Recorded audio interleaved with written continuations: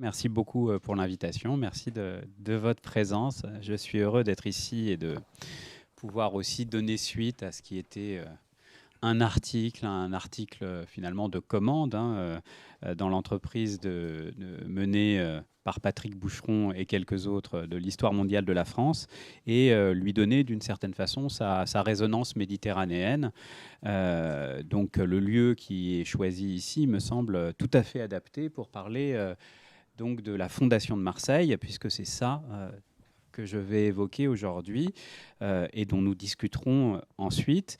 Un événement, une date assez précise et relativement corroborée, et même assez précisément corroborée par les découvertes archéologiques, mais un événement qui reste malgré tout assez largement inatteignable. Et donc, on parlera autant de l'événement que de sa mémoire et la façon dont il a travaillé dans l'histoire jusqu'à nous. Donc, l'installation d'un petit groupe de colons grecs venus d'Asie mineure, de la frange occidentale de la Turquie actuelle, de Fossé, vers Massalia, ou Fossé, du nom de la métropole, de la cité-mère. Et là, j'ai mis une grande flèche, mais bien entendu, ce n'est pas tout droit qu'ils vont, mais par cabotage plutôt. Et si j'ai le temps, je vous montrerai d'ailleurs quel type de bateau utilisaient les Grecs lors de ces navigations méditerranéennes. Donc, installation d'un petit groupe de colons aux alentours de 600 avant Jésus-Christ, dans un site de l'extrême occident, de leur point de vue de Grecs, et en tout cas de Phocéens, à l'extrémité de la mare Méditerranée.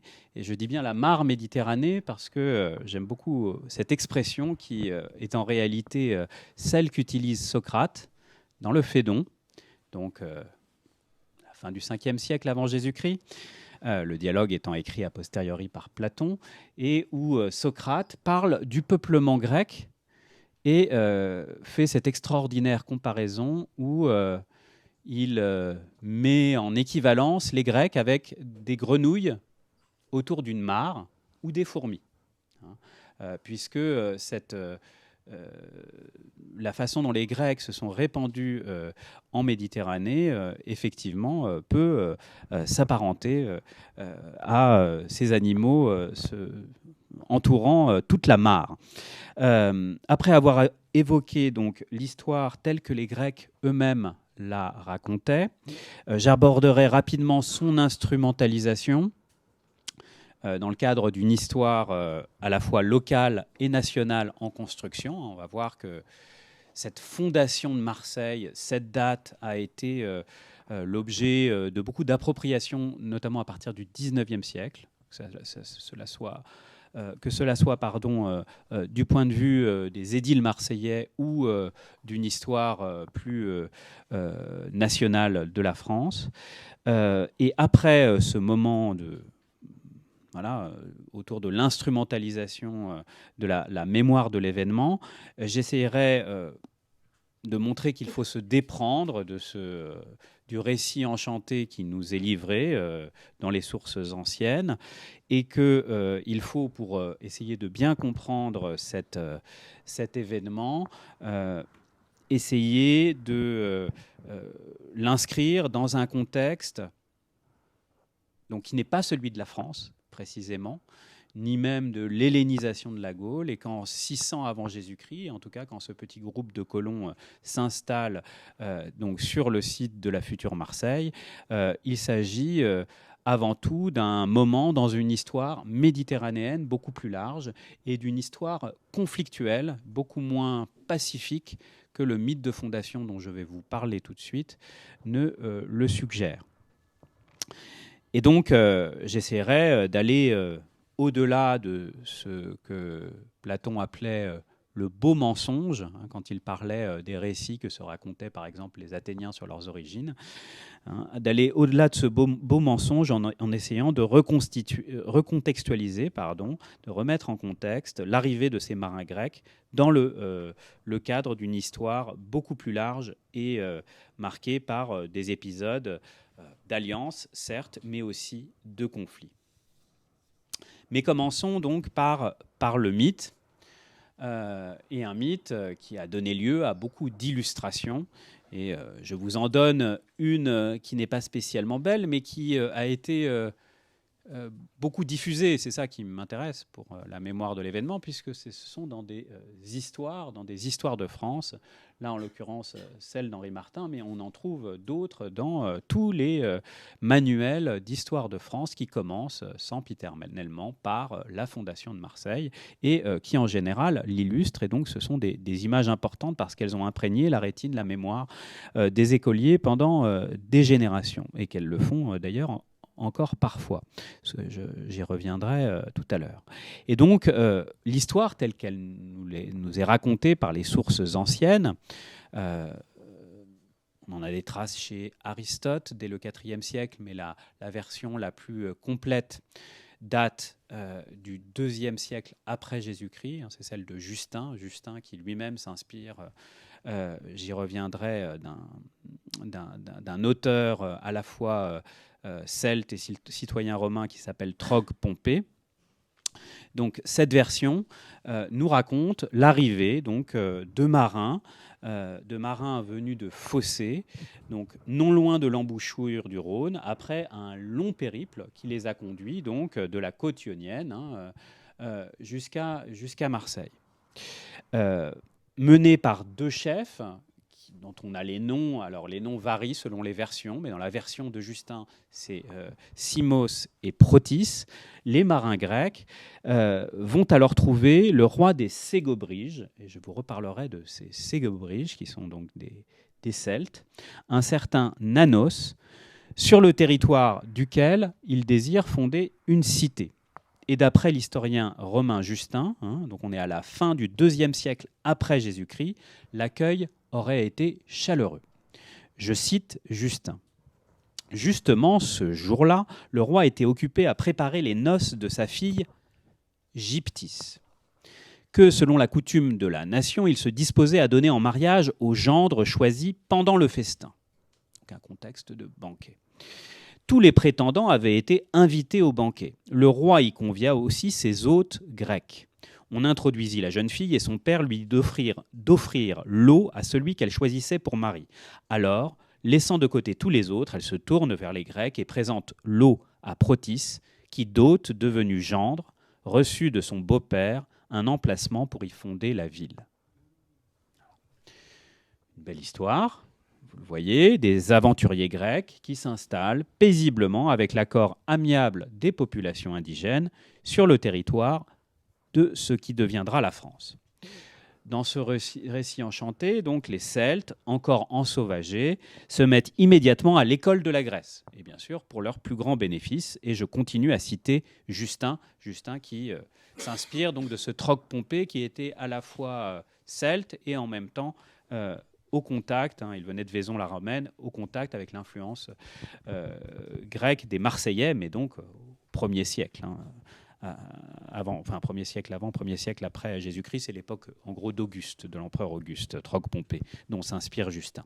Et voilà ce que nous dit donc ce Justin Trogue Pompée. Pas évident de distinguer les deux en l'occurrence. Sous l'influence des Phocéens, les Gaulois adoucirent et quittèrent leur barbarie et apprirent à mener une vie plus douce, à cultiver la terre et à entourer la ville de remparts.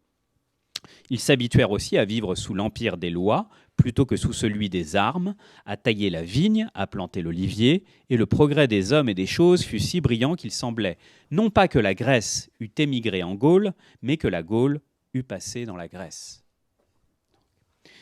Donc ainsi, la France d'avant la France aurait été fécondée par des colons grecs, initiant des populations encore semi-barbares, donc les Celtes, à la vie en cité. Cette vie en cité se caractérisant par des éléments urbanistiques comme les remparts, mais aussi par, bien sûr, des aspects politiques, les lois, dont nous parle Justin ou Trogue Pompée, et également des aspects agricoles, la fameuse trilogie méditerranéenne, la vigne, les céréales, que ce soit l'orge ou le blé, et l'olivier, et non pas les tomates, comme le disent parfois mes étudiants. Bon. Mais bon. Et donc, on voit évidemment le potentiel imaginaire de cette histoire, notamment dans le cadre de la construction de la nation française et aussi d'une certaine fierté locale marseillaise. Et cette histoire, hein, et c'est véritablement au XIXe siècle qu'elle va être usée et mésusée, si j'ose dire, va vraiment fournir le point de départ de toute une série d'histoires, d'images, ressassant ce moment de l'arrivée des Grecs et du choix de la forcément belle Gyptis. Alors pour preuve, hein, je veux vous en montrer quelques cas qui se l'échelonnent du 19e à la fin du 20e siècle. À Marseille, hein, d'une part, hein, on vient de voir un cas plus général, mais là je vais me concentrer sur la façon dont la ville de Marseille, à partir du 19e siècle, a réinvesti ce passé de façon à se donner une origine à la fois grecque et dans l'imaginaire des édiles locaux, bien sûr prestigieuse de ce point de vue-là. Alors commençons avec le palais de la Bourse, donc, qui est construit vers 1860, là, tout à fait typique de l'architecture. Cette architecture, on ne peut pas appeler néoclassique, mais en tout cas avec de belles ou pas belles colonnes corinthiennes comme on veut. Et ce qui m'intéresse, c'est notamment les voussures à l'intérieur du palais où figurent en bonne place les noces de Protis et Gyptis. Hein, je vous ai fait un zoom avec Gyptis qui fait le choix donc, de son futur époux et qui figure donc en bonne place dans les années 1860 sur le palais de la Bourse. Et un peu moins de 40 ans plus tard, on retrouve encore cette scène, hein, Gyptis donnant l'eau à Protis, dans cette scène de banquet, hein, donc on est en 1899, hein, dans les fêtes du 25e centenaire. Hein, bien sûr, on s'accroche à cette date de 600 avant Jésus-Christ. On est donc à la fin 1899,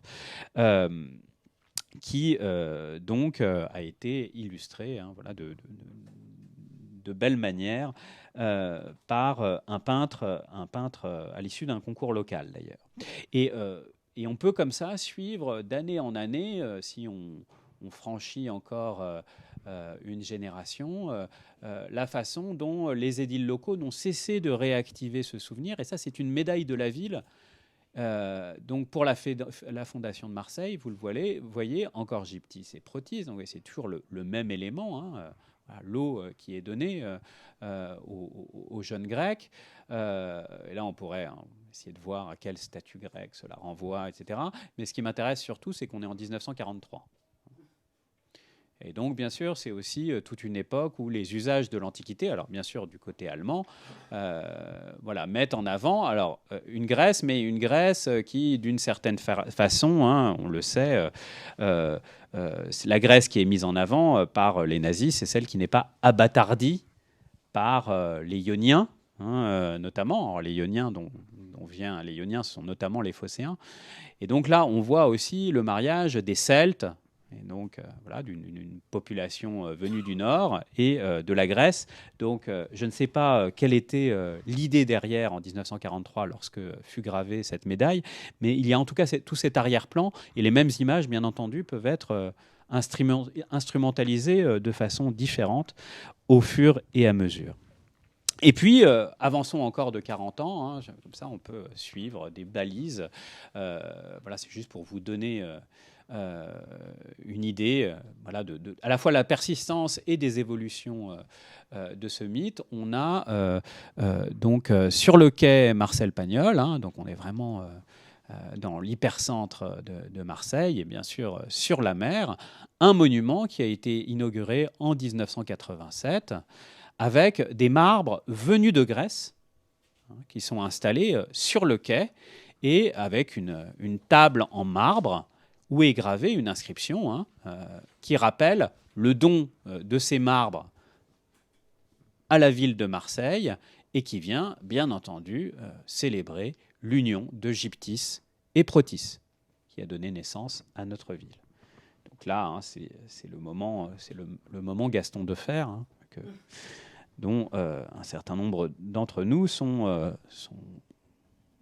nous souvenons encore tout à fait bien. Et on voit là vraiment l'invention d'un lieu de mémoire qui est censé donner lieu à une fréquentation touristique. Je ne suis pas sûr que ça marche en réalité très bien. Mais on a dans les dépliants de l'Office du tourisme, là, vraiment la situation de ce monument auquel les visiteurs sont appelés à aller voir. Donc on le voit, et là ce qui m'intéresse à travers cette suite d'exemples, c'est comment cet événement fut instrumentalisé donc, dès la seconde moitié du XIXe siècle, donc au moment de l'effort de la construction de la nation France, l'effort historiographique des historiens pour aussi concourir à ce qui est la naissance de la France, en tout cas de la France contemporaine. Donc tout cet effort qui est bien connu. Donc à la fois sur le plan, la façon dont cet événement fut intégré donc, pour un discours à la fois national et local. C'est à la fois le discours des histoires de France qui prennent comme point de référence les noces de Gyptis et Simos, de Gyptis et Protis, c'est l'autre fondateur, Simos. Donc, qui prennent c'est à la fois ces histoires nationales et également toute une série d'usages locaux proprement marseillais. Donc, c'est à la fois le national et le local qui viennent additionner leurs effets dans la mémoire de l'événement et son instrumentalisation. Alors heureusement, je vous le donne, et là on avance encore d'une certaine façon de 30 ans, on peut aussi détourner ces mythes un peu pesants. Alors, je vous en montre c'était le festival, un festival marseillais dans le cinéma notamment qui s'appelle le Gyptis. Les rencontres du cinéma européen de 2017, donc qui datait en avril, et on a, en tout cas moi c'est pas, mais en tout cas c'est comme ça que je l'interprète, deux nouveaux Gyptis et Protis, mais qui là voient leur amour contrarié par la maréchaussée. Donc qui mettent en scène d'une certaine façon aussi ce dont je vais parler, c'est-à-dire des tensions, des formes d'hostilité et pas simplement de l'alliance. Car la mariée est trop belle.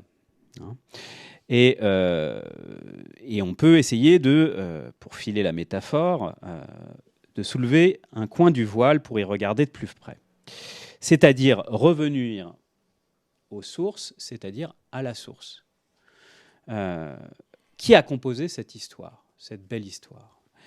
Donc je vous l'ai dit, Justin s'inspire librement de Troc-Pompée, donc qui est un Celte originaire de Vaison-la-Romaine. Donc on est à un peu moins de 150 km de Marseille, à Vaison-la-Romaine, qui compose son histoire donc à la fin du 1er siècle avant Jésus-Christ, alors qu'il se trouvait, on sait qu'il est très influencé par notamment la cité de Marseille, qui continue son existence à cette époque-là, et qu'il en a été influencé. Et donc on peut avoir la tentation, et je pense qu'elle est bonne, de voir dans ce récit le reflet de la position même de Troc-Pompée, donc celui qui inspire Justin. C'est-à-dire d'un homme entre deux, voire trois mondes. La culture grecque qui l'influence, le monde celte dont il est originaire, et bien entendu aussi Rome. On aura tendance à en parler de plus en plus lors des séances qui vont suivre. Rome, dont il est citoyen, puisqu'il a obtenu la citoyenneté romaine. Donc comment dès lors accorder le moindre crédit à cette histoire qui, par ailleurs, fourmille d'erreurs factuelles, à la fois chronologiques et géographiques. Et ce soupçon, qui vient remettre en cause cette belle histoire, il est d'autant plus fondé que l'histoire suit un canevas tout à fait stéréotypé. Et qu'on peut suivre ces histoires de mariage précédant la fondation d'une colonie dans toute une série de récits de fondation, hein, de colonies grecques, où des indigènes accueillants cèdent volontiers leur territoire aux nouveaux arrivants. On a le cas à Cyrène, en Libye, on a le cas aussi à Mégara et Bléa, en Sicile, avec souvent, pour penser cette installation des Grecs sur un territoire qui n'est pas le leur, donc le recours à l'image de l'union matrimoniale, en tout cas de l'union sexuelle. Et je vais y revenir. Parce qu'on a d'autres types de récits, et je voudrais faire une embardée et vous emmener en Sicile, quelques instants. On a d'autres récits où la métaphore, enfin, l'image de l'union sexuelle est présente, mais elle n'est pas consentie. Et où c'est le viol qui, d'une certaine façon, affleure dans les sources, et fait même plus qu'affleurer. Alors ça leur envoie une nécessité. Hein. Les colons grecs partaient, autant qu'on puisse le savoir, sans femmes à bord. Et donc pour faire souche, pour s'installer véritablement, ils devaient trouver des femmes. Alors, est-ce qu'ils en faisaient venir a posteriori ? Il ne semble pas. C'est difficile, hein, la documentation est compliquée et surtout très ténue, mais il semble qu'il y avait une quasi-nécessité de mariage mixte dans les premières générations de ces fondations coloniales. Et donc il fallait trouver femme dans le pays, et bien sûr cela pouvait se faire de façon volontaire ou pas. Et il n'y a pas que les Grecs, hein. On parlera peut-être de l'enlèvement des Sabines, mais bien sûr, toutes ces histoires hein, sont extrêmement courantes dans le monde méditerranéen. Et donc, pour mieux comprendre comment fonctionne ce type de récit de fondation qui emploie l'image de l'union sexuelle, et vous montrer que ce n'est pas toujours aussi apaisé que cela, je vous propose de quitter quelques instants Marseille. Ah oui, ça c'était pour vous montrer les bateaux, oui, parce qu'on a la chance d'avoir retrouvé un certain nombre de bateaux, et notamment cette épave de navire du VIe siècle, donc peu de temps après la fondation de Marseille, donc lors des fouilles à Marseille, hein, de la place Jules Verne, et qu'une équipe du CNRS l'a entièrement reconstitué. Hein, c'est un bateau qu'on appelle un bateau cousu. Il n'y a pas de clous, hein. Uniquement cousu, et a même voilà, vérifié sa flottabilité et la façon dont on pouvait le mener sur les mers. Et bien entendu, le nom du bateau hein, est tout trouvé, il s'appelle le Gyptis. Donc ce sont des expériences qui ont mobilisé toute une équipe de chercheurs et qui ont trouvé leur débouché il y a seulement quelques années, en 2013. Bon. Parenthèse fermée. Donc je vous propose qu'on aille, donc non plus à Marseille, mais qu'on aille à Syracuse pendant quelques instants. Syracuse, qui est une colonie de Corinthe. Donc Corinthe, vous voyez, qui se trouve vraiment au point de jonction entre le Péloponnèse et la Grèce centrale, qui est l'une des premières colonies Syracuse, hein, une des premières colonies grecques d'Occident. On est plus d'un siècle avant la fondation de Marseille. La date usuelle, c'est les années 730, pour faire vite. Donc la fin du 8e siècle avant Jésus-Christ. Et donc, Syracuse est fondée par un groupe de colons venus de Corinthe, et notamment un certain Archias. Archias qui en est le fondateur. Et cet Archias, il appartient à une grande famille, la plus grande famille de Corinthe, qui domine la cité de Corinthe. Il devrait avoir un destin tout tracé, hein, c'est-à-dire participer au pouvoir à Corinthe. Et pas du tout. Pourquoi ? Parce qu'il va tuer son amoureux, enfin celui qu'il désirait. Et donc, il va accidentellement tuer le bel et jeune Actéon, qu'il poursuivait de ses assiduités, et qui se refusait à lui. Et donc, on a une histoire comme ça, transgressive, d'un viol qui tourne mal et qui aboutit à la mort de l'aimé, du jeune homme qui était aimé par Archias. Et donc, celui-ci doit s'exiler. Il vient d'une grande famille, il s'exile, c'est un motif très fréquent. C'est parfois des cadets, c'est parfois comme ça, des meurtriers issus d'une grande famille qui doivent partir à l'aventure d'une certaine façon pour expier leur meurtre. C'est par exemple le cas sur le plan mythique d'Héraclès. Les travaux d'Héraclès, c'est suite au meurtre, alors certes involontaire, mais de sa première femme, Mégara.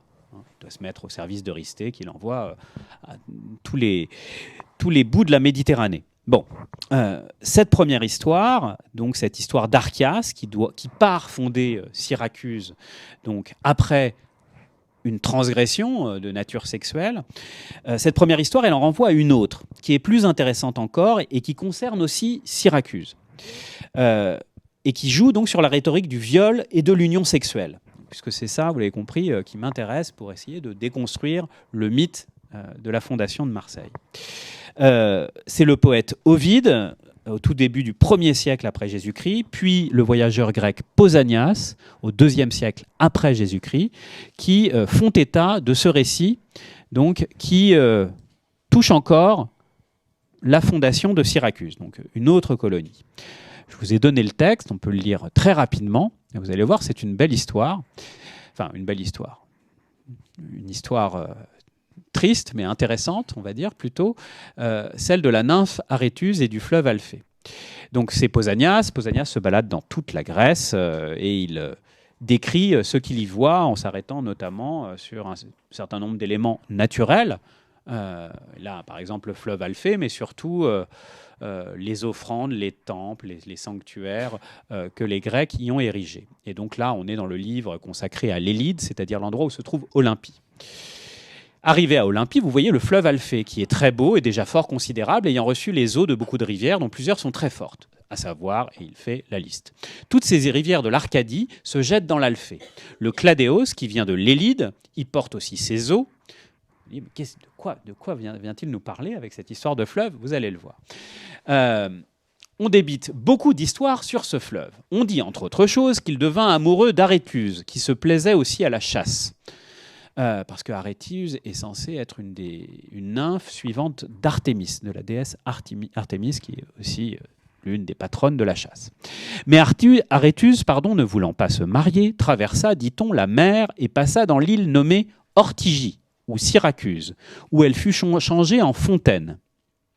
Alphée fut aussi changée en fleuve à cause de l'excès de son amour. Donc c'est une histoire de violeurs contrariés pour l'instant, mais vous allez le voir, pas entièrement, parce que l'histoire se poursuit. Quant à ce qu'on ajoute, que l'Alphée, traversant la mer, qui traverse la mer pour aller rejoindre son aimé, va dans l'île d'Ortygie, mêler ses eaux avec celles d'Aréthuse, je ne vois pas pourquoi je refuserais de le croire. Sachant que le dieu de Delphes, et vous allez voir qu'on rejoint l'histoire de la fondation de Syracuse, que le dieu de Delphes est d'accord en ce point avec les Éléens. Les Éléens, donc, c'est les gens qui font partie de la cité, donc juste à côté d'Olympie, et qui est notamment en charge de gérer le sanctuaire d'Olympie, là où se déroulaient les concours. Car il disait, donc le dieu de Delphes, Apollon, par l'intermédiaire de la Pythie, il disait à Archias de Corinthe, celui dont on vient de parler, là, le tueur-violeur, il disait à Archias de Corinthe, en l'envoyant fonder Syracuse, au-dessus de la Trinacrie, excusez-moi, il y a une faute de frappe, la Trinacrie, c'est cette île à 3 pointes qu'est la Sicile, est une certaine Ortygie où l'Alphée sort de terre pour mêler ses eaux à celles de la belle Aréthuse. Je suis donc persuadé, d'après cet oracle, que les eaux de l'Alphée se mêlent aux eaux d'Aréthuse. Et je crois que ce qu'on raconte, de l'amour de ce fleuve. Donc, on parle donc de l'Alphée, c'est juste pour que vous visualisez bien, l'Alphée qui se passerait sous la mer ou dans la mer, on ne sait pas, pour aller rejoindre Syracuse et y mêler ses eaux, donc sur l'île qu'on appelle l'île d'Ortygie encore aujourd'hui, qui est à mon sens un des plus beaux endroits du monde, mais c'est un autre un autre débat. Et donc, cette source d'Aréthuse, où le fleuve Alphée est censé ressurgir, hein, est encore un lieu, bien entendu, extrêmement important, puisque c'est un lieu d'approvisionnement en eau douce, hein, à Syracuse, qui se trouve au contact de la mer, et qui est tout à fait encore spectaculairement mise en avant et monumentalisée dans la ville d'aujourd'hui, et que l'histoire de la nymphe Aréthuse et du fleuve Alphée, hein, il figure en bonne place. Encore, l'événement, hein, mythique et sa mémoire. Bon. Et c'est une histoire qui a aussi excité l'imagination des peintres. Hein. Je vous montre une toile du musée des Beaux-Arts de Lille qui montre la nymphe Aréthuse, hein, et le fleuve Alphée, avec Artémis qui est là pour la protéger, probablement. Donc, on a une histoire qui est encore liée à un amour excessif, hein, le crime sexuel d'Archias et l'histoire de l'Alphée et d'Ortygie doivent se lire en mémoire. Et d'une certaine façon, la fondation coloniale, elle est comme préparée, comme anticipée par l'histoire d'Alphée et d'Ortygie. Si on résume, on a donc un fleuve grec qui fait un voyage transocéanique, hein, depuis le Péloponnèse jusqu'à la Sicile, qui préfigure en quelque sorte le mouvement du fondateur, Archias, vers le même lieu. On a un imaginaire érotique qui symbolise la nouvelle fondation, et le mélange, avec un mélange entre les deux courants, hein, celui qui vient de Grèce, celle qui se trouve déjà en Sicile, qui symbolise lourdement la nécessité de l'union sexuelle entre les Grecs et les indigènes. Aréthuse devient en quelque sorte une image des populations indigènes avec lesquelles les Grecs sont amenés à faire souche, les Grecs de Corinthe, lorsqu'ils s'installent à Ortygie. C'est une façon de mettre en scène, par le détour du mythe, le phénomène colonial, c'est-à-dire donc l'union de ces peuples avec, et c'est ça qui est intéressant, hein, la même métaphore de l'union sexuelle que pour Marseille, mais en plus, l'imaginaire du viol, puisque ce sont des unions non consenties. Cette fois-là, il n'y a pas de doute là-dessus. Hein. Et l'histoire d'Archias, lui-même violeur, et celle d'Alphée, qui vient mélanger ses os sans demander son consentement à Aréthuse, sont là pour le rappeler. Donc le mythe de fondation, hein, à la fois dévoile d'une certaine façon la violence qui est à l'arrière-plan de l'installation des colons syracusains. Ces colons syracusains, d'ailleurs, qui vont dominer avec une extrême violence les populations locales. Ce qu'on appelle les Kiliriens, hein, ils se comportaient comme le font en général les Doriens. Hein, les Corinthiens sont des Doriens, comme les Spartiates. Et les Doriens, en général, ne sont pas tendres. Vous connaissez peut-être les Ilotes, hein, avec ceux qu'ils dominent. Donc, je m'arrête sur cet excursus syracusain. C'était aussi l'occasion de voir quelques images de cette ville, qui vient nous rappeler que l'histoire de la colonisation grecque fut loin d'être pacifique et irénique. Et qu'entre le mariage consenti de Gyptis et Protis et le viol transgressif, la frontière est certainement de degré et pas de nature.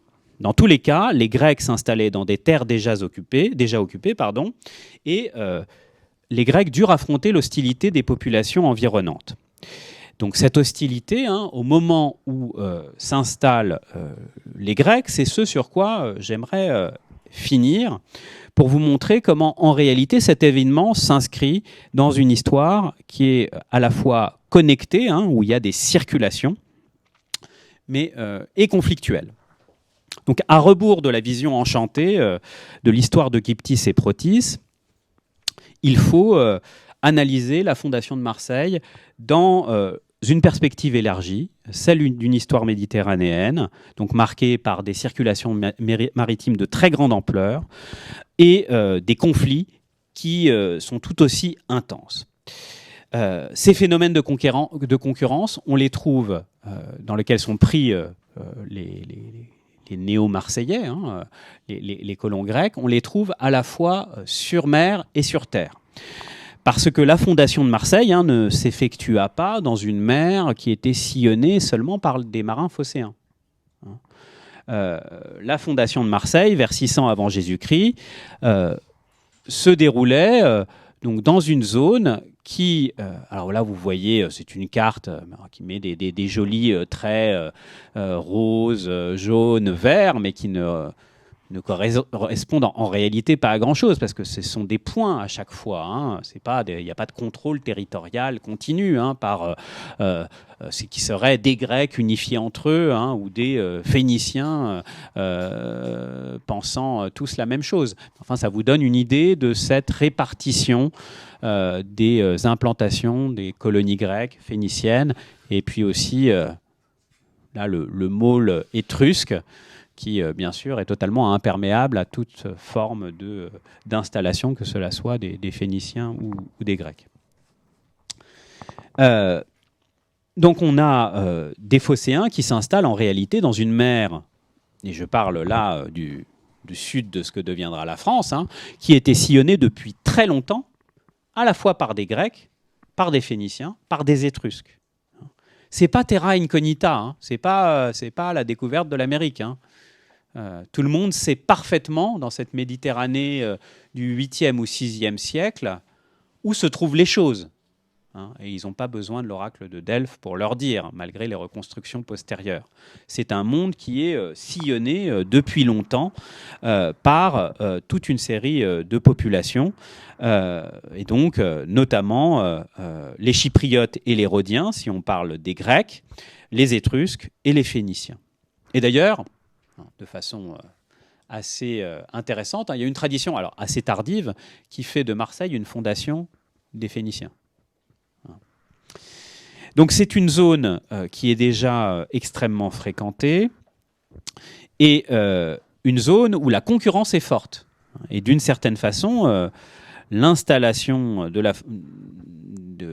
la colonie de Marseille, qui n'est d'ailleurs probablement pas tout de suite une colonie, mais d'abord une sorte de comptoir commercial, doit se comprendre dans ce contexte d'une Méditerranée sillonnée par de multiples peuples navigateurs en concurrence les uns les autres. Et l'installation des Grecs, des Phocéens à Marseille, n'a pas du tout éliminé les autres réseaux concurrents qui ont continué à exister. Et dans les épaves qu'on a retrouvées, ce qui est intéressant, par exemple à Porquerolles, les épaves de la pointe Lequin, qui se trouvent ici, donc on est à quelques dizaines de kilomètres de Marseille, eh bien, dans ces épaves, dont le riche matériel est visible en partie au musée d'histoire de Marseille, on n'a pas du tout que de la céramique ionienne et phocéenne.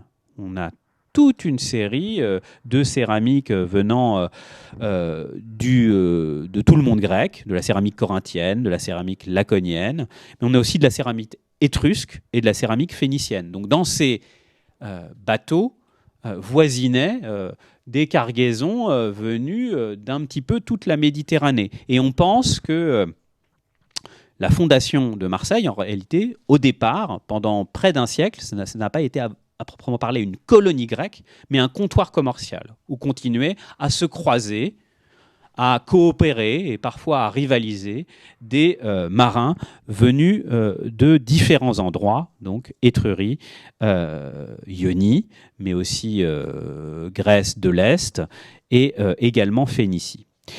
Une coexistence qui était parfois conflictuelle, et on connaît notamment une grande bataille dans les années 540, donc au milieu du VIe siècle, des Phocéens de Marseille.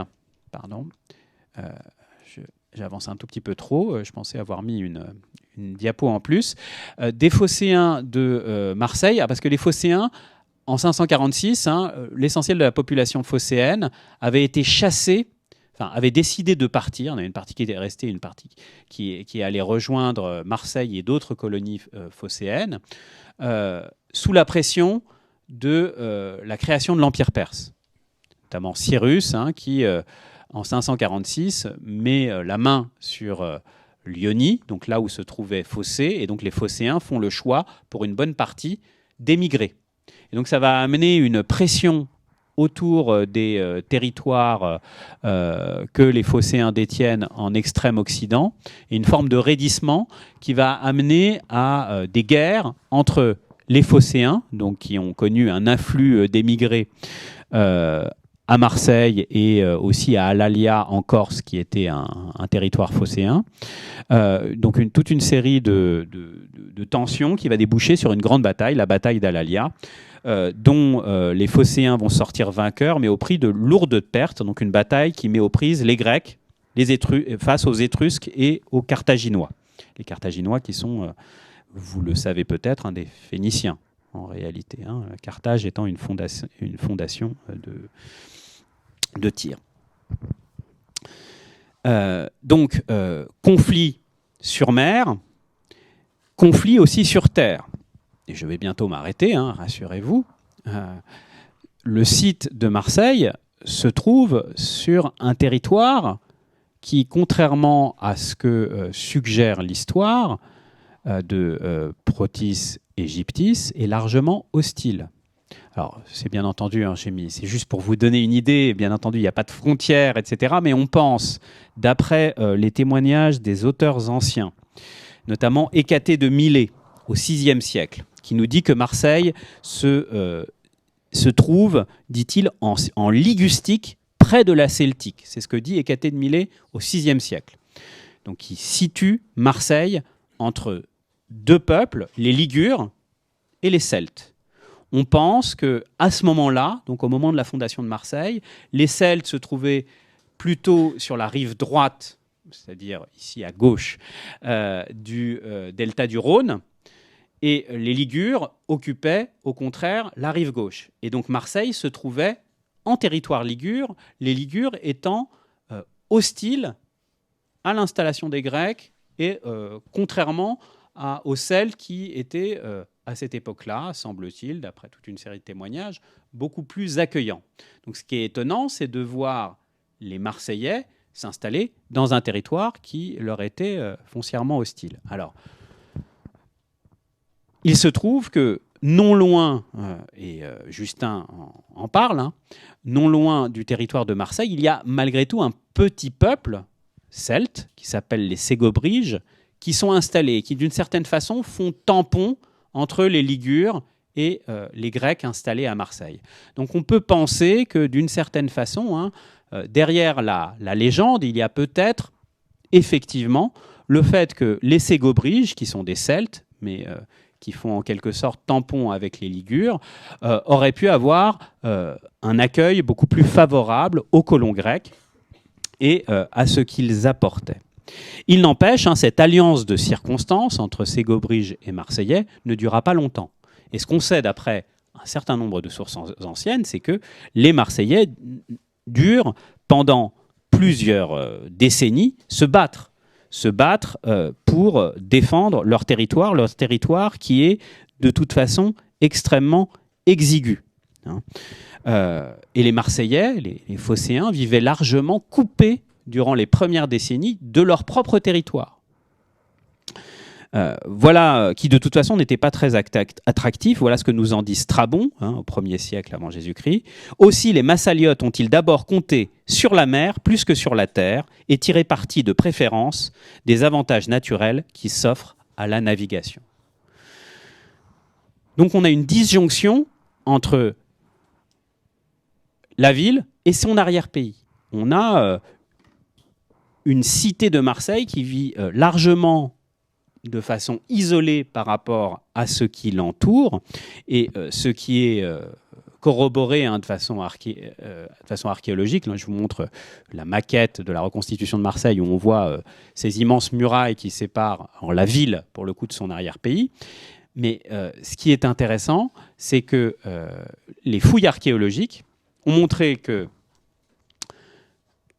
les traces d'occupation, donc Marseille, vous voyez, c'est là, à quelques centaines de mètres, pas beaucoup plus d'1 kilomètre, il y a la chaîne de l'Estaque, et cette chaîne de l'Estaque l'oppidum de la cloche un petit peu plus tard, n'ont été intégrés dans le territoire marseillais, on y trouve des traces d'occupation grecque, que fort tardivement. La chaîne de l'Estaque, elle est intégrée à la cité après le IIe siècle avant Jésus-Christ, après 150 avant Jésus-Christ. Et l'oppidum de la cloche, il conserve son caractère indigène jusqu'au milieu du 1er siècle avant Jésus-Christ.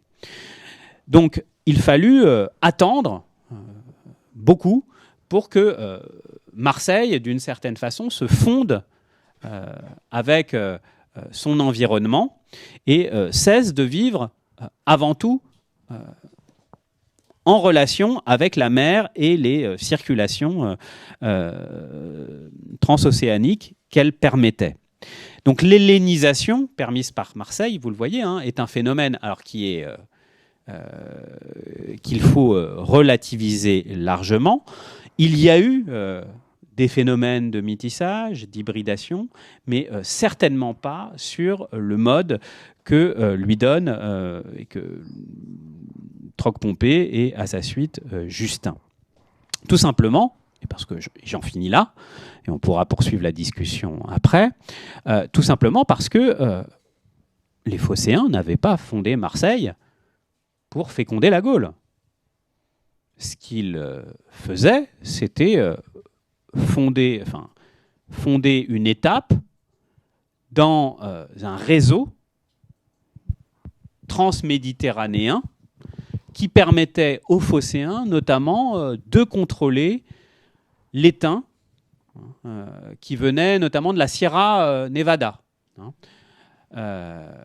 Patrick Leroux est là, il pourrait en parler infiniment mieux que moi, mais on a un chapelet de fondations et de comptoirs ou de colonies phocéennes qui, en réalité, montrent une route, alors des métaux, pas simplement des métaux, mais notamment très importante pour contrôler l'approvisionnement en étain du monde grec.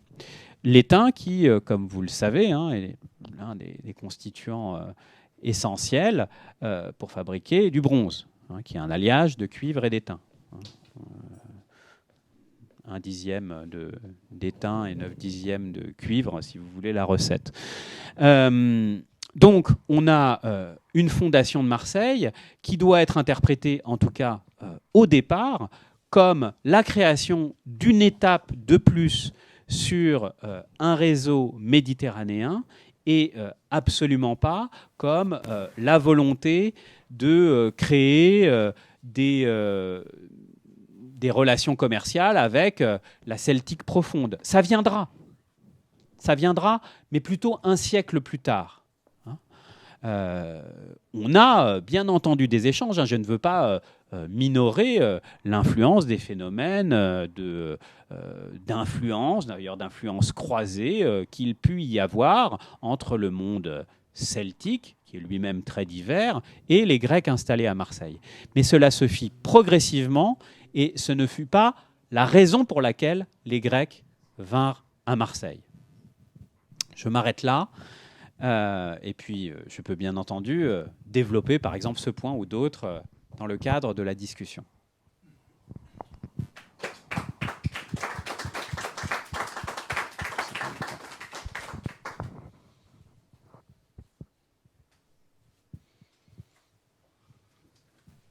Alors, toutes les questions sont bienvenues, les plus simples étant, bien entendu, les plus redoutables. Donc,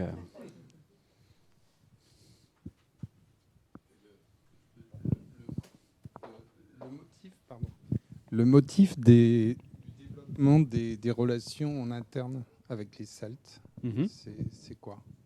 Alors, on a ce qu'on sait, alors, ce que je n'ai pas voulu être trop long, donc j'en ai pas parlé, mais on a bien entendu des traces d'échanges entre les Grecs et les Celtes, et la façon dont, notamment, les produits venus de Grèce ont été valorisés par les élites de la Celtique.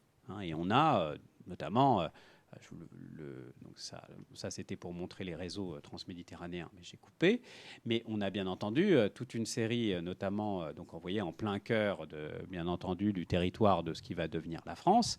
On a retrouvé dans des dans des tombes qu'on qualifie de princières,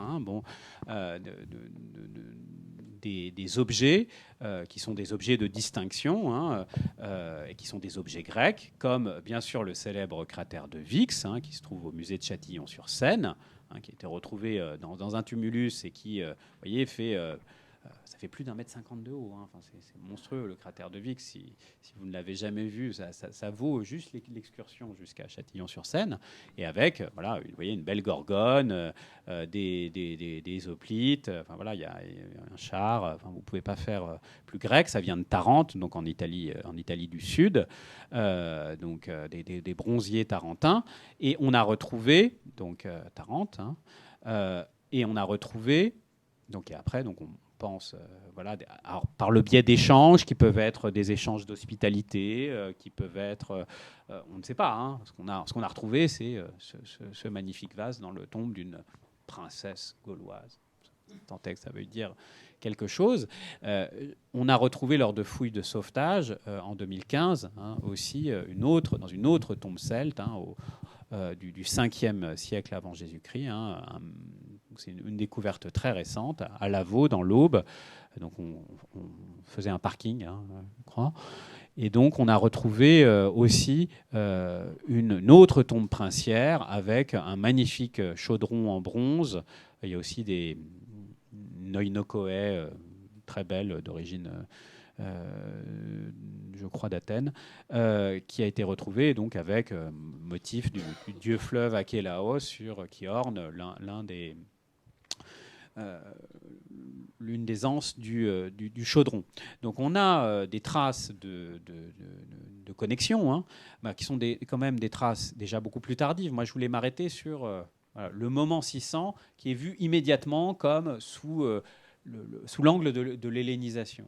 Or, tout cela est plus tardif. C'est des choses qui, effectivement, des phénomènes d'échange qui ont eu lieu par la suite, qui n'ont pas été la raison pour laquelle les Grecs ne pensaient pas qu'ils allaient réorienter les flux venant de la Seine, de la Saône, puis du Rhône, vers chez eux au départ. C'est pas ça. Ça s'est fait après.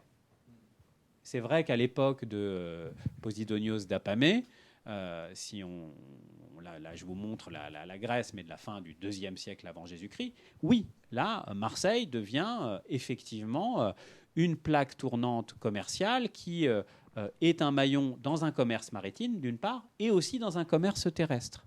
Et c'est vrai que l'installation de Marseille a très certainement, c'est notamment Jean-Louis Bruno qui l'a montré, mais a certainement amené les Celtes à des formes à des modifications à la fois de leur régime politique, avec une fédération des peuples celtes qui prend forme à partir du 5e, 4e siècle avant Jésus-Christ, et puis des premières formes d'économie. On ne peut pas dire d'économie de marché, mais d'économie à marché, comme disent souvent les historiens de l'Antiquité, donc une économie où il y a des marchés, et une économie où, effectivement, on a, c'est Posidonios d'Apamée qui nous le dit, notamment l'étain qui vient de l'île de Wight, qui, en 30 jours, arrive à Marseille, ce qui est extraordinaire, et qui nécessite des infrastructures, l'entretien de ces infrastructures et des formes de coopération entre des peuples, ces peuples celtes, qui en principe se faisaient perpétuellement la guerre entre eux.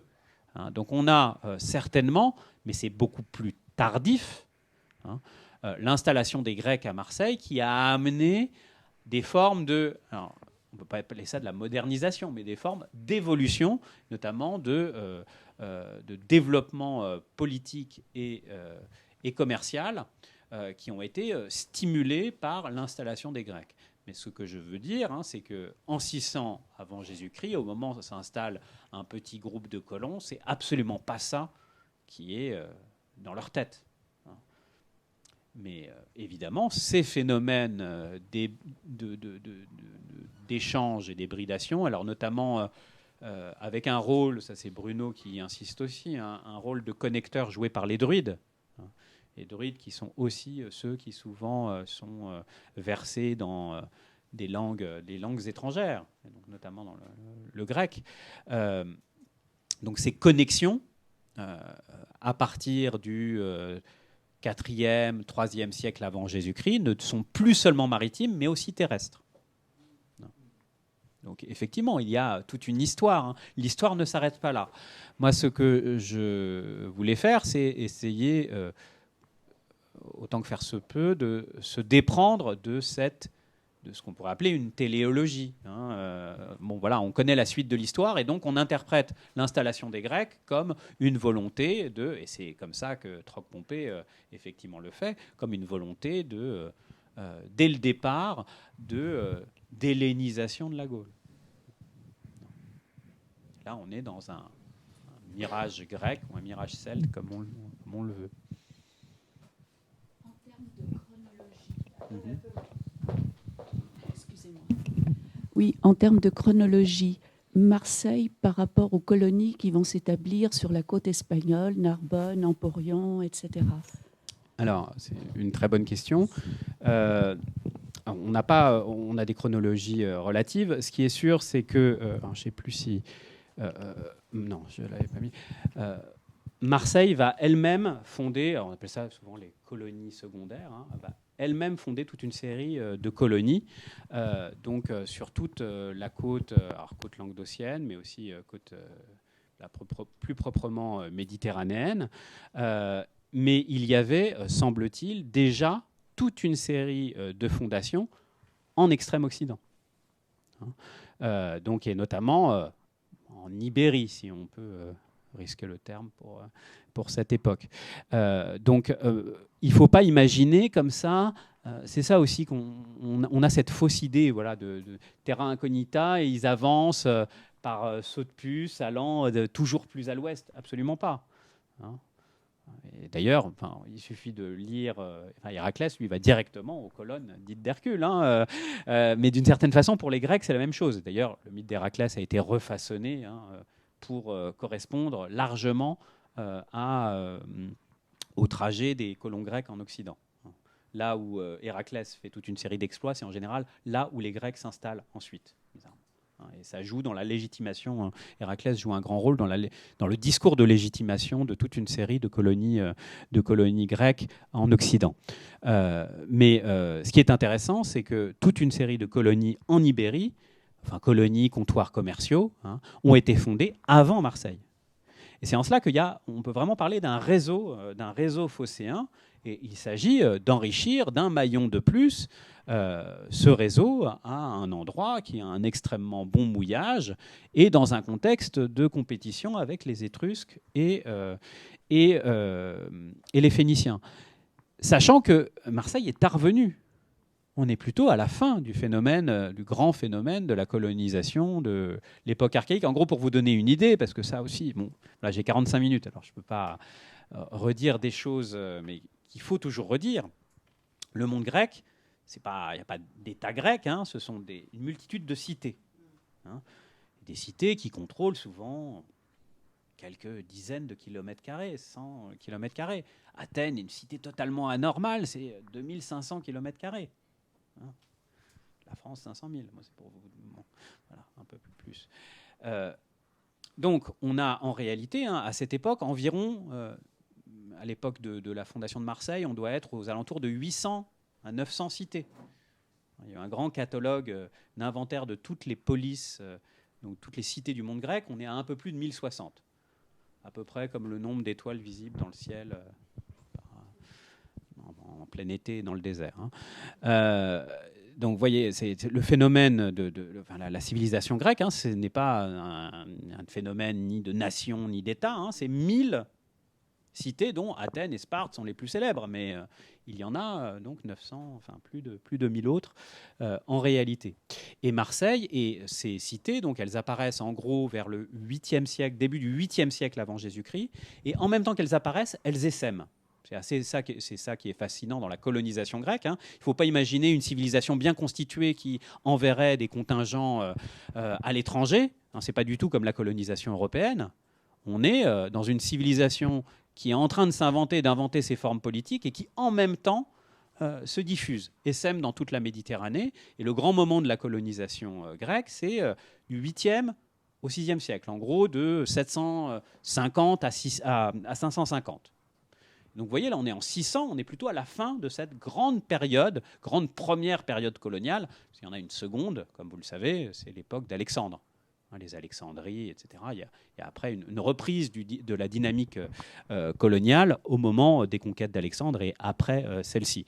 Mais disons que ce premier grand moment de la colonisation grecque, alors il y a des historiens qui décident de ne plus employer le mot colonisation, ils le remplacent par d'autres termes. Je trouve que on s'en sort pas, on utilise diaspora. Diaspora, ça charrie tout autant de présupposés. Moi, j'utilise le terme colonisation, mais il faut bien s'entendre que la colonisation grecque, c'est pas la même chose que la colonisation européenne, pour toute une série de raisons. Mais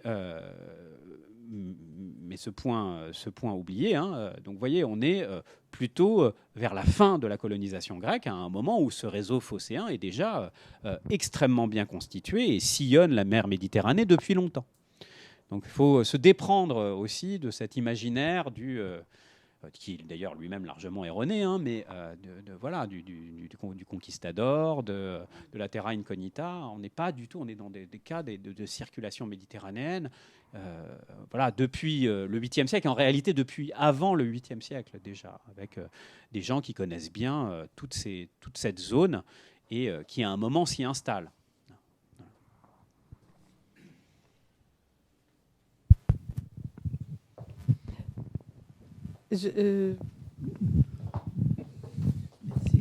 Est-ce que les Phéniciens ont laissé quelques traces de leur passage au 4e, 5e siècle? Énormément, oui, bien sûr. Les Phéniciens, on retrouve des céramiques phéniciennes un peu partout dans le sud de la France.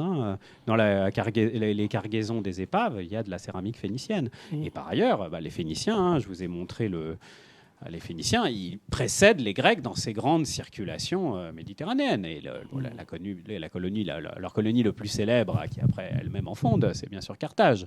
Mais vous voyez, tous ces petits points rouges, ce sont des comptoirs phéniciens, colonies phéniciennes, la Sicile, se trouve. On a l'est où il y a tout un chapelet de colonies grecques, mais l'ouest est occupé par les Phéniciens et Carthaginois. Donc, effectivement, on a de très nombreuses et on a il ne faut pas imaginer ça comme des civilisations étanches, des chocs de civilisation. Ces gens-là, vous voyez, les cargaisons. On trouve des céramiques en même temps phéniciennes, grecques et étrusques. Alors, il y a des moments de confrontation, il y a des moments d'alliance entre marchands. Mais je pense, je passe sous votre autorité, que le commerce est très ancien entre la Sicile et l'Égypte, par exemple, dans les annales du pharaon Thoutmôsis III, je pense au XVe siècle avant Jésus-Christ, et on parle de tel ou tel article, objet, que les Phéniciens, je ne sais pas, peut-être des gouverneurs ou des chefs de cité ont envoyé comme cadeau au pharaon. Donc, après, ce n'est pas forcément les mêmes Phéniciens que... Non, je veux dire la Sicile. Oui. La Sicile. Pour la Sicile, bien sûr. Oui, il y a des... de toute façon, au XVe siècle, on est... là, on est à ce moment-là, à un moment où la civilisation mycénienne, c'est au début de son épanouissement, et c'est la fin de la civilisation minoenne. Donc, c'est pas encore le monde des cités grecques. Les cités grecques ne sont pas là, mais il y a déjà des Grecs, mais organisés politiquement d'une toute autre façon, autour de grands palais, et qui, effectivement, sont en relation avec toutes les grandes puissances du temps. Les Égyptiens, mais pas seulement. Les palais crétois sont bien mignons, mais enfin, c'est vrai qu'ils sont ridicules par rapport à ce qui se fait à la même époque au Proche et au Moyen-Orient. Moi, j'ai toujours du mal avec la civilisation minoenne, il ne faut pas le dire, mais parce que leurs palais sont... Même quand on visite Knossos, effectivement, quand on va en Égypte à la même époque ou au Moyen-Orient, bien entendu, on a des choses d'une toute autre ampleur.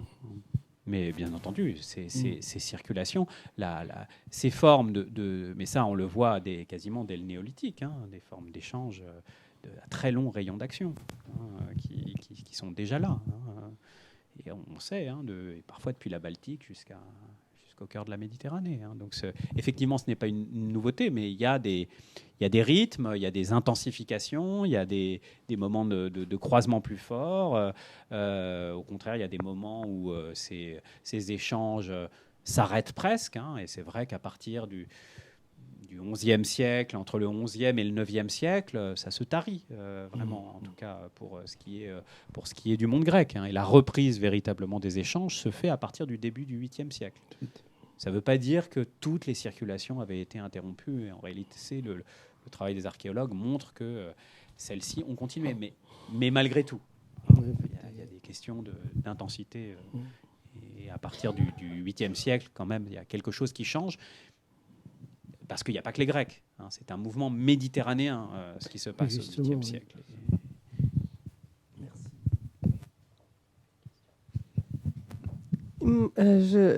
J'adore cette histoire que vous avez racontée, mais ça donne un peu envie d'aller plus loin dans l'instrumentalisation du mythe instrumentalisé. Oui. Parce que mon idée, c'est de comprendre l'espace méditerranéen et les relations du pays, la France, avec cet espace. Donc, je ne suis pas à l'abri d'anachronisme parce qu'on a étudié ça il y a très longtemps et on n'a pas nécessairement une excellente mémoire de tout ça. Enfin, en ce qui me concerne, j'entends. Mais je me dis qu'on a un peu tendance à plaquer l'image de l'Empire romain, ce que sera la conquête romaine avec la force de la loi qui suit tout ça, au modèle grec vous avez remis en question l'idée de hellénisation. Mais l'hellénisation, peut-être, c'était aussi la langue qu'on parlait. Donc, par exemple, quelle est la langue dont on peut attester qu'elle était utilisée à Marseille, disons, à l'époque, ou dans tous ces petits comptoirs-là? Ça, c'est important parce que c'est, d'une certaine manière, c'est ce qui m'intéresse le plus, d'une certaine manière, ce qui se véhicule par la langue plutôt que par les armes, par exemple, ou même par le droit, parce que le droit, c'est toute une autre histoire. La langue, les Grecs devaient parler grec, mais on n'a pas de témoignages aussi anciens. Hein, mais les Grecs devaient parler grec. Ce qu'on sait, c'est que il est dit dans les sources qu'ils ont une certaine répugnance à parler d'autres langues que le grec, souvent les Grecs. Et c'est vrai que c'est pour ça qu'on s'est intéressé notamment à ceux qui permettaient les connexions, notamment avec le monde celtique, avec tous les guillemets qu'il faut, parce que le monde celtique est extrêmement divers. D'où l'idée de... Il devait parler. Donc il y a des interprètes, hein, c'est bien, on le sait pour l'époque classique, hein, on voit les interprètes intervenir, on voit des marchands qui ont souvent des compétences linguistiques plus importantes que les autres. Hein. Donc il y a des connecteurs, il faut essayer de s'intéresser à cela. Mais les lettres en plomb, les choses comme ça, c'est beaucoup plus tardif. Hein, beaucoup plus tardif. On a ça déjà au début du 5e siècle. Mais, donc on ne peut pas donner de réponse avérée à si haute époque. Ce que dit Jean-Louis Bruno, c'est que les druides, notamment, hein, ont pu jouer ce rôle de connecteur, notamment. Bon.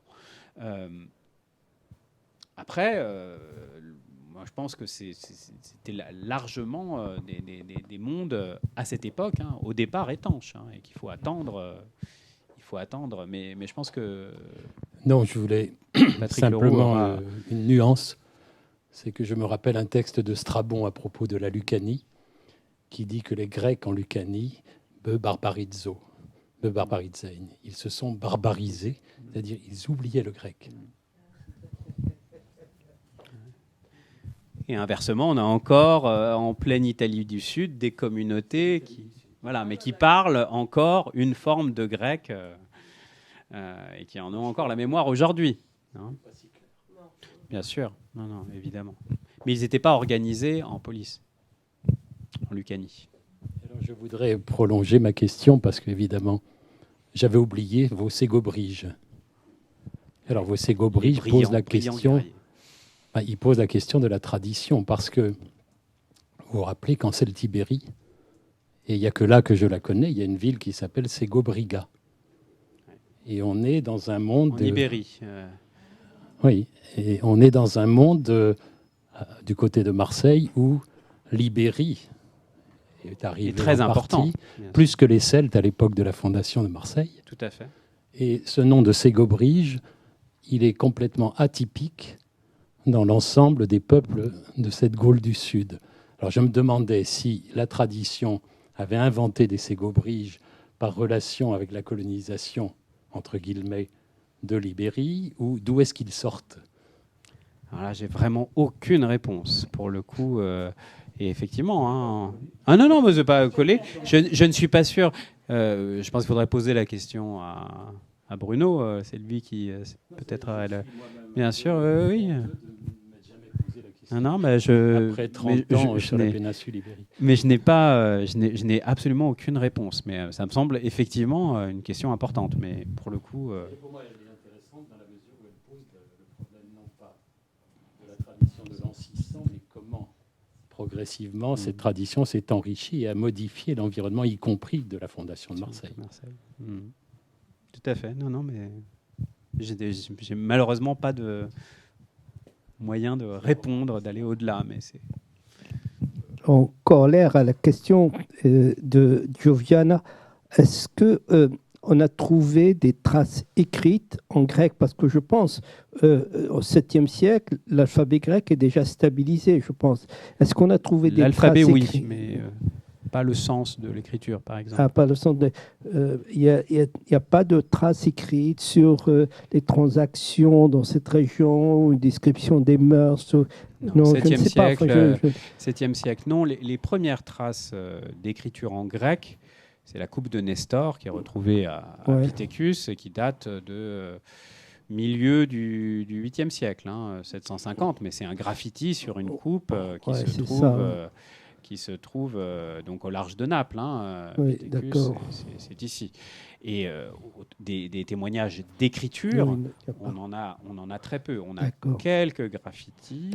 On a après des lettres en plomb. Et puis le papyrus, de toute façon, il arrive dans le monde grec qu'assez tardivement, qu'à partir de la fin du 6e, début du 5e siècle. En fait, notamment en lien avec les échanges Amasis, le Philhellène, peut-être à la fin du 6e siècle. Mais enfin, en tout cas, on a le commerce du papyrus qui reprend dans le monde grec, et on retrouve quelques traces dans le nord de la Grèce de papyrus dans des tombes, mais on n'a malheureusement pas la documentation. Ce qu'on a, c'est qu'on a des sources littéraires connues par des traditions indirectes, souvent par fragments, et qui font référence à cette époque. Et puis on a l'archéologie. Mais l'archéologie nous donne rarement accès à des documents écrits. Et l'épigraphie est beaucoup plus tardive. Enfin, les pierres inscrites, ce qu'on a pu retrouver, c'est beaucoup plus tardif que cette époque-là. Oui, c'est bien sûr beaucoup. La civilisation est beaucoup moins avancée à ce moment-là.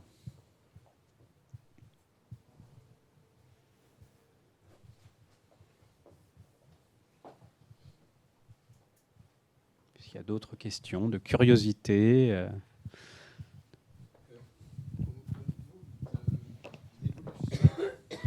Pardon. Au niveau de l'évolution de la population grecque, est-ce qu'on a des chiffres entre les... On a des estimations. Le monde grec, on estime monde grec, monde colonial, à l'époque classique, entre 6 et 7 millions de Grecs. Le développement des cités, en fait, qui se faisait en fonction de l'évolution de la population.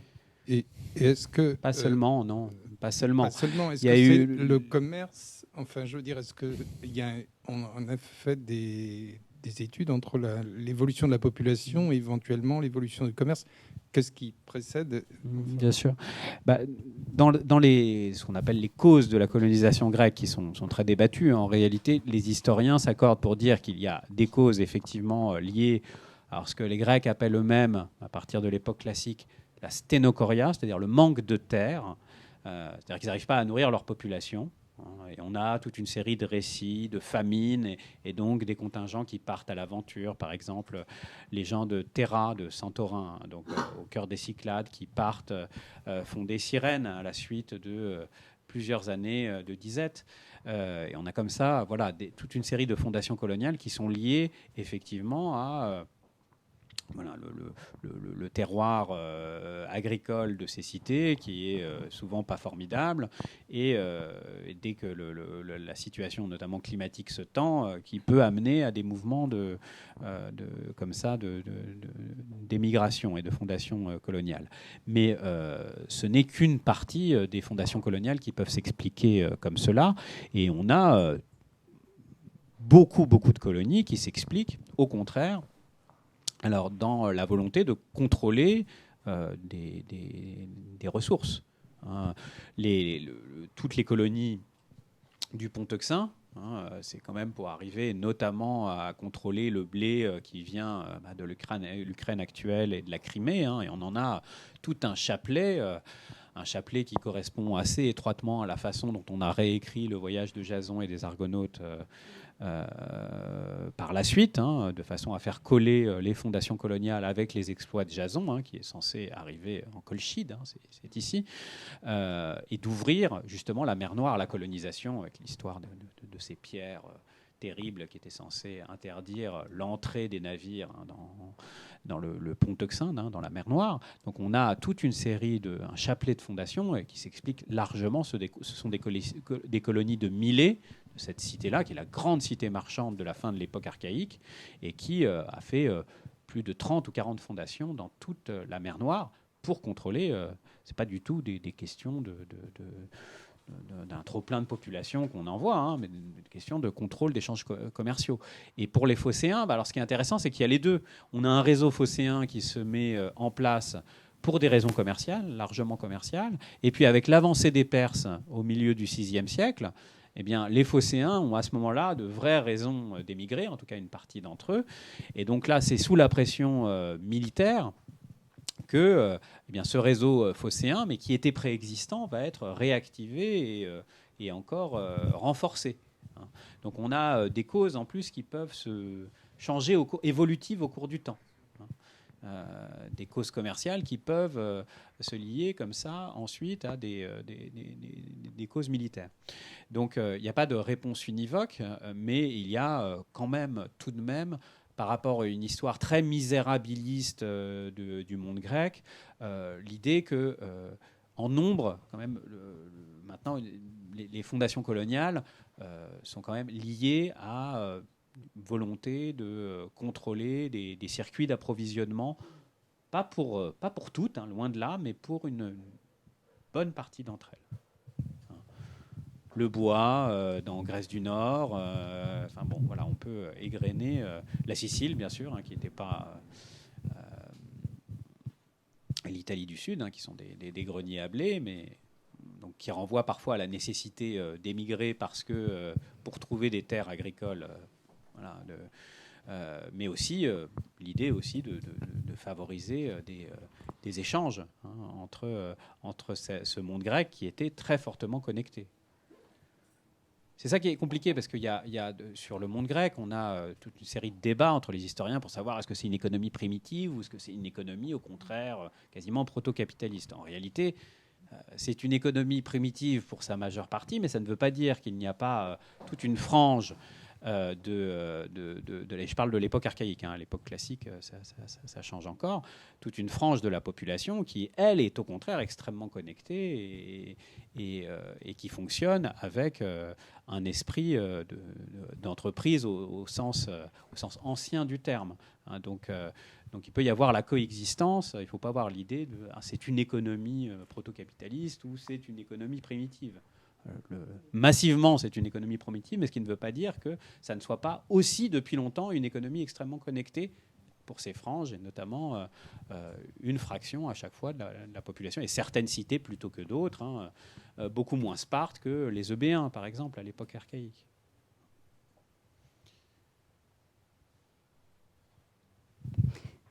Est-ce que l'état d'avancement de la civilisation en Mésopotamie peut être une conséquence de l'émergence du néolithique dans la même région? Parce que c'est en lien. Alors là, Parce que pourquoi cette civilisation-là est plus importante et plus avancée qu'en Méditerranée orientale, occidentale? Oui. Pourquoi? De fait, il y a des rythmes. Hein. Effectivement, alors là, pour le coup, on parle de l'âge de... ce que en Grèce, on appellerait l'âge du bronze, etc., que je connais beaucoup moins bien, sur lequel je n'ai aucune autorité. Mais il me semble qu'effectivement, là, il y a des questions d'antériorité, d'organisation politique antérieure, les premières formes de polyadisation, les premières villes, etc., qui se situent effectivement dans le monde mésopotamien. Donc il y a une avancée, mais et puis il y a un phénomène de rattrapage, mais la question c'est de savoir, par exemple, c'est une des questions qui anime les historiens de l'économie antique, c'est savoir si ce phénomène de connexion dont j'ai parlé ici a joué un rôle justement dans ce rattrapage du monde grec par rapport à des zones qui étaient auparavant beaucoup plus avancées. Et qui a d'une certaine façon, après, permis une sorte de renversement des signes, d'abord un renversement des signes militaires, hein, avec la conquête, bien sûr, d'Alexandre, d'une bonne partie donc, de l'Asie. Donc oui, il y a des questions d'antériorité, effectivement. Mais là, je sors de ma zone de confort. Très, très antérieure.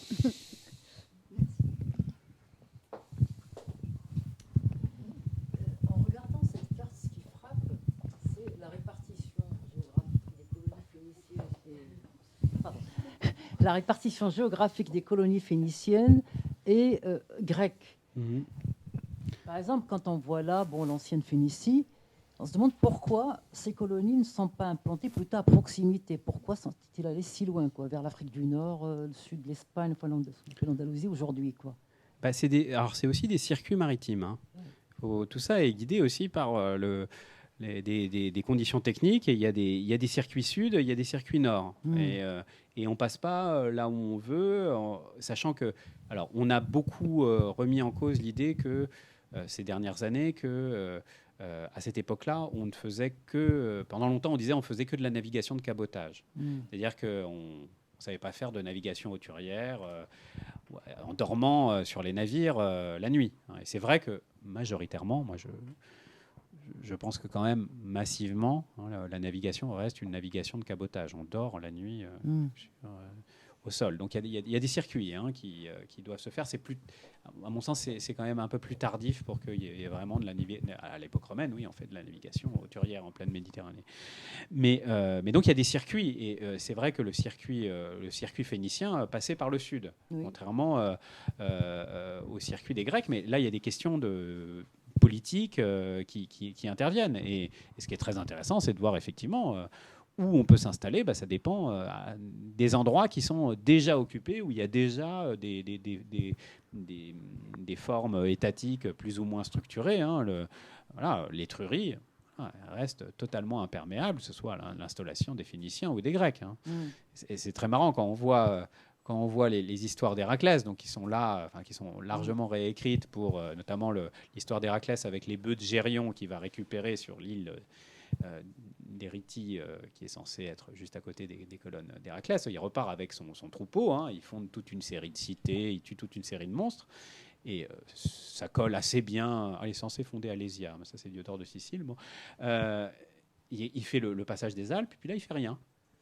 Juste après Naples, il recommence à faire des exploits. Donc ça colle parfaitement avec bien sûr, c'est bien entendu une écriture a posteriori, mais avec l'endroit où les Grecs se sont installés. Mais chez les Étrusques, il se fait très discret.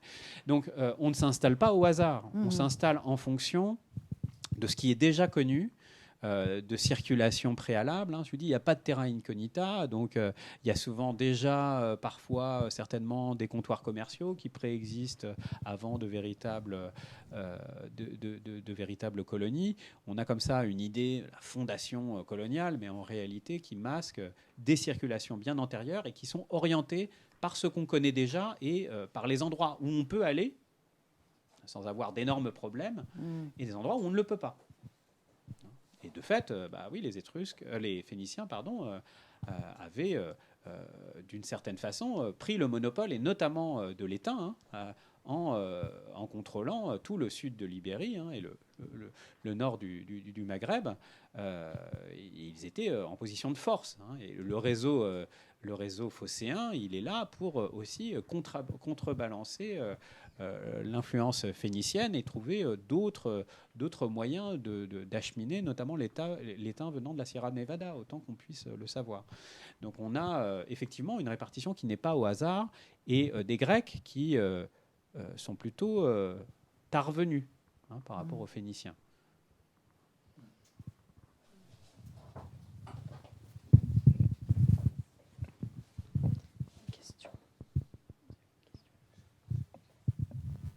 Je ne sais pas si c'est pertinent. Est-ce qu'on a des traces, à l'inverse, de marchands celtes dans les colonies grecques? Alors, des traces de marchands. On a des céramiques, on a des tombes, on a des nécropoles, on a toute une série de tombes où on voit voisiner des formes de céramique différentes.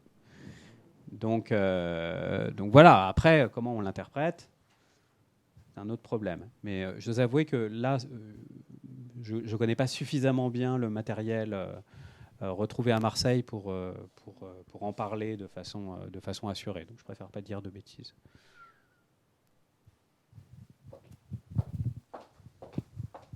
J'ai une autre petite question à propos des modalités de l'échange. Est-ce qu'il y avait un grand usage, est-ce que les échanges étaient totalement monétarisés, ou il y avait des formes de troc Alors monétarisés, certainement pas. Ouais. En tout cas, à l'époque, en 600 avant Jésus-Christ, la monnaie n'existe pas. Oui, alors ça. la monnaie frappée. Oui, Attention, parce que des formes d'échange avec des monnaies qu'on appelle des monnaies pesées, oui. ça existe depuis longtemps, depuis la Mésopotamie, etc. Mais la monnaie frappée, c'est quelque chose qui s'invente. Alors, on associe ça souvent aux Lydiens ou aux Perses. Lydien avec Crésus, celui qui se baignait dans la rivière, le Pactole. Voilà, donc on se situe en Asie mineure, ici, en Lydie. J'ai visité ce site. Voilà, donc c'est soit les chréséides, les premières formes de monnaie frappée, soit peut-être les premières formes de ce qui deviendra après les dariques. Donc on est là aux origines de la monnaie frappée, alors qui est une invention qui va être véritablement, donc c'est une invention qui n'est pas grecque, mais dont les Grecs vont se saisir et dont ils vont contribuer largement à populariser et largement à en transformer les usages. Donc les Grecs ont eu un grand rôle, même si ce ne sont pas eux qui l'ont directement inventé. Ce sont eux qui l'ont diffusé d'une certaine façon. Et donc il y avait des formes d'échange. Alors pour une période aussi haute, quelle est la part du troc, de formes d'équivalence qui peuvent passer par de la monnaie pesée? On n'en sait rien, à ma connaissance. On n'en sait absolument rien. Chose à creuser, ça. Mais malheureusement, je crois qu'on essaie de creuser, mais que l'état de la documentation permet de creuser, mais pas des trous. Mais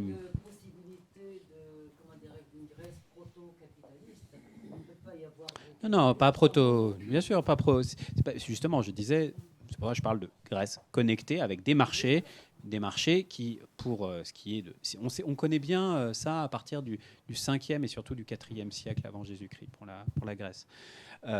Avant, c'est très difficile de le dire. On a des témoignages, mais c'est très difficile d'être beaucoup plus affirmatif.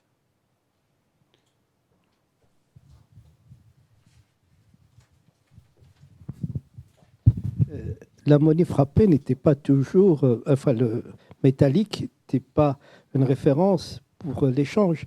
En Mésopotamie, je pense 25 siècles avant Jésus-Christ, même je crois dans le paléo mésopotamien, 20e, 17e siècle, c'était la laine qui servait de référence. Bien sûr. Il y avait des formes de monnaie qui ne sont pas métallisées. Bien sûr.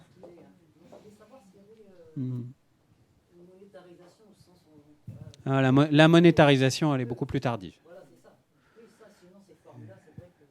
Et la vraie monétarisation, c'est de toute façon pas avant le monnayage de cuivre. Le monnayage de cuivre, c'est pas avant le IVe siècle, en tout cas dans le monde grec. Et bon, ça, c'est pour cette époque-là, on n'est pas dans un phénomène de toute façon de monétarisation, ça n'aurait aucun sens. Mais en revanche, d'échanges et d'échanges intenses, il peut y avoir échange intense sans monétarisation. Je sais, mais c'est le problème d'équivalence. Bien sûr. L'équivalence de la périssabilité des marchandises, je ne sais pas sous quelle forme. Mais ça se fait. Et c'est vrai que ça se fait de façon. La fixation des prix, c'est pas évident. La fixation des prix est à chaque fois. L'équivalence, c'est une fonction de la rareté du produit et de l'utilité. Oui, non, mais. Bien sûr.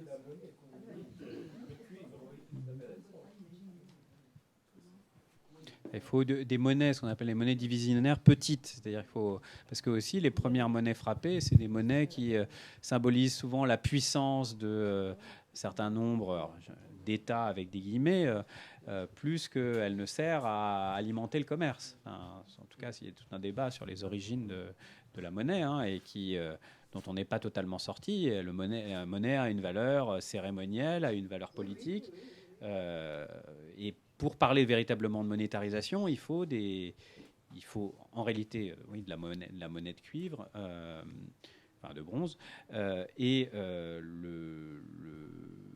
des petites divisions aussi. Parce que tant que si c'est des tétradrachmes, on n'achète pas. C'est comme sortir un billet de 500 € pour acheter sa baguette. C'est pas. A été très proche d'une monnaie divisionnaire. Oui, parce que le thé peut être proportionné tout à fait, oui. très facilement.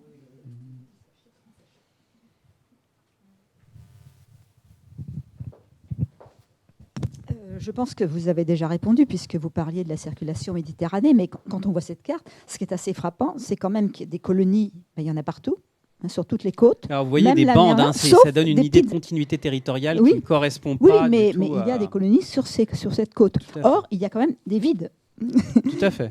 Et pourquoi c'est vide? Alors, c'est en rapport avec cette circulation aussi Alors, vous Parce parlez, que parlez desquels? À l'intérieur Afrique du Nord, par exemple. Il ne devait pas y avoir foule quand même à l'époque. Non, disons que là, il y a l'Égypte. Donc, ça. Ah oui, non, mais entre la Libye et Cyrène. Enfin, Cyrène, la Libye et Carthage. Il y a quand même tout un pan où il n'y a pas de colonies. Voilà. Non, il n'y a pas beaucoup de colonies, Non. mais c'est aussi c'est qu'il faut qu'il y ait un approvisionnement en eau suffisant, etc. Oui, c'était pas assez propice. Ces zones-là, je pense, ne sont pas suffisamment propices pour être... Trop arides, oui, pas assez propices. Et voilà, à Cyrène, il y a un lac. Oui. Voilà, la géographie importe. Oui, on n'a pas l'époque de la carte, en effet. La carte date de quelle époque?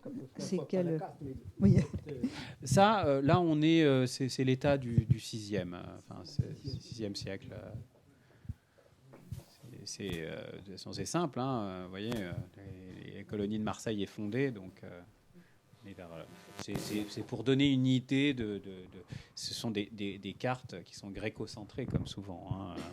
Il faudrait les refaire. Mais j'aime pas beaucoup, de toute façon, mais c'est pas évident, mais il y a toute une réflexion cartographique à mener. Bon, là, j'ai pris celle-là, mais comment représenter ce qui n'est pas de l'ordre de la continuité territoriale? C'est quand même... cette carte est immédiatement un mensonge. Donc, elle donne l'idée, on a l'impression d'États qui se font face. Ça ne marche absolument pas comme ça. En fait, par rapport à la circulation des marchandises, ça serait intéressant de constituer enfin, si c'est faisable.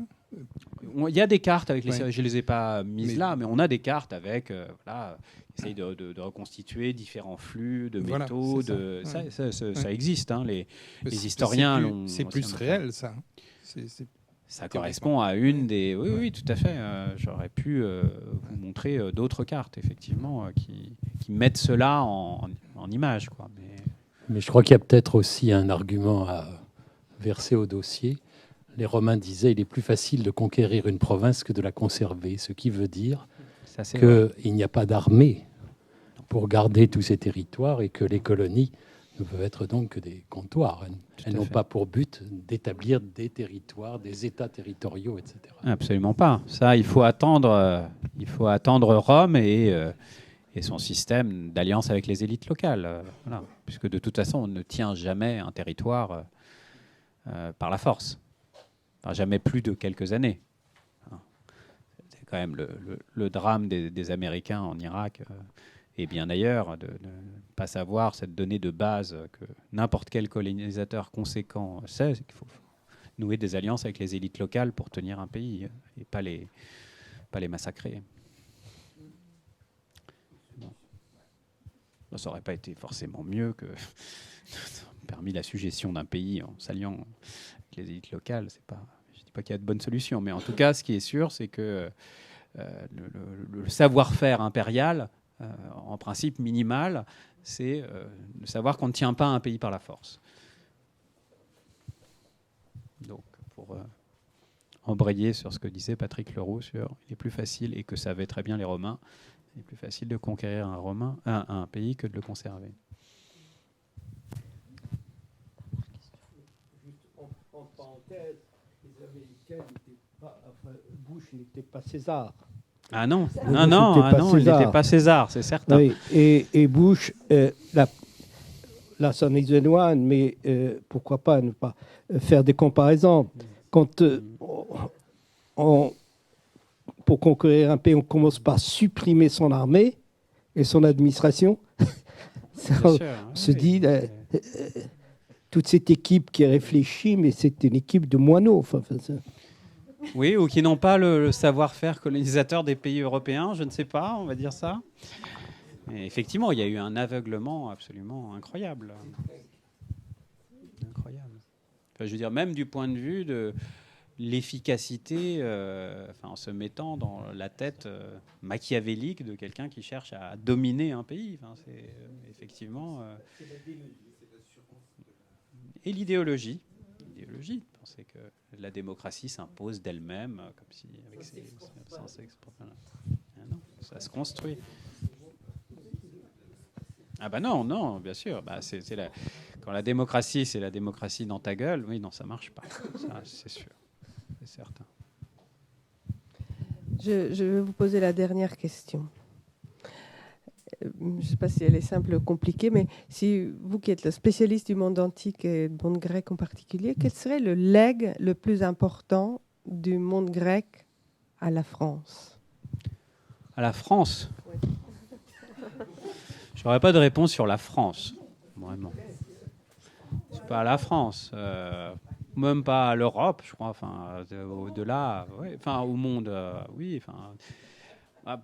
chacun aura des réponses différentes, mais à mon sens, c'est pour moi quand même ce qu'est l'expérience démocratique, quand même. Et quand je dis l'expérience démocratique, je ne parle pas d'un système institutionnel qu'il s'agirait de copier, mais aussi de mœurs démocratiques. C'est ça, moi, que j'essaye toujours d'avoir. Ça nous éloigne de Marseille, Marseille qui a été une cité oligarchique. On avait pris comme modèle de la cité oligarchique par Aristote. La constitution des Massaliotes, c'est la constitution bien ordonnée, oligarchique, et qui d'ailleurs plaît à Aristote et ses élèves, qui ne sont pas des fervents démocrates, ne sont pas opposés à la démocratie comme Platon, mais ne sont pas des fervents démocrates, mais c'est la démocratie comme expérience sensible aussi, et où, qui ne se résume pas à l'Assemblée, le Conseil, les tribunaux, mais vraiment à une certaine façon, notamment de contrôler les élites. Pour moi, c'est une expérience inédite et dont on n'a pas idée du contrôle des élites. Et contrôle qui passe par des procédures institutionnelles, mais aussi par une pression sociale absolument ahurissante et terrifiante aux yeux de Platon. Les élites sont obligées de courber les chines, et on est exactement dans le monde opposé aujourd'hui. Les élites s'échappent, elles sont dans un monde... les élites, c'est un mot, bien sûr, valise trop large, mais elles peuvent s'échapper justement dans un monde connecté et mondialisé. On n'a plus de prise par rapport à... On n'a plus de moyens de ces moyens de contrôle qui sont des moyens d'une coercition extraordinaire. Donc la démocratie comme expérience, et notamment par le biais du contrôle. Ce serait pour moi l'un des legs, ce que Castoriadis appelait un germe. C'est-à-dire pas simplement voilà, quelque chose qui peut être réactivé aussi.